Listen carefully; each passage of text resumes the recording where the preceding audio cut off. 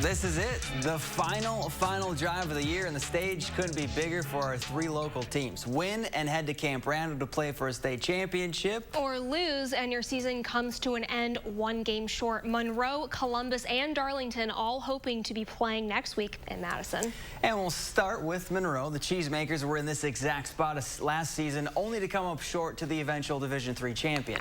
Well, they got their revenge on Pewaukee back in Level 2, and now that's all left standing in their way. New Berlin West. Monroe looking to get back to state for the first time since 1996. No score in the first. Cheesemakers on the move, and this is Alex Hernandez, and he's running right into your living room. The 21-yard TD scamper puts Monroe up 7-0.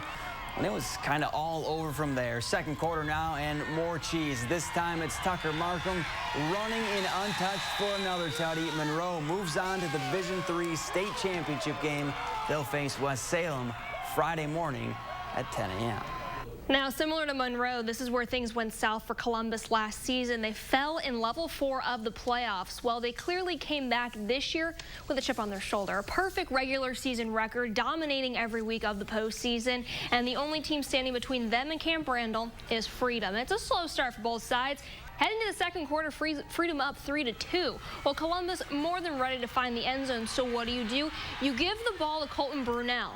He's gone for the first tutty of the night, but Freedom, answers back a few minutes later. And that's the theme of this one. Each lead has a response. Well, the Cards get the final one. They win it 32-16 and will play Catholic Memorial for the D4 title on Thursday at 7.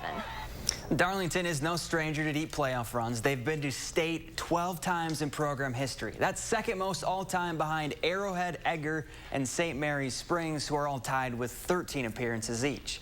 And the Redbirds could make it a four-way tie tonight. All they have to do is get past Mondovi, and Darlington struck first in this one.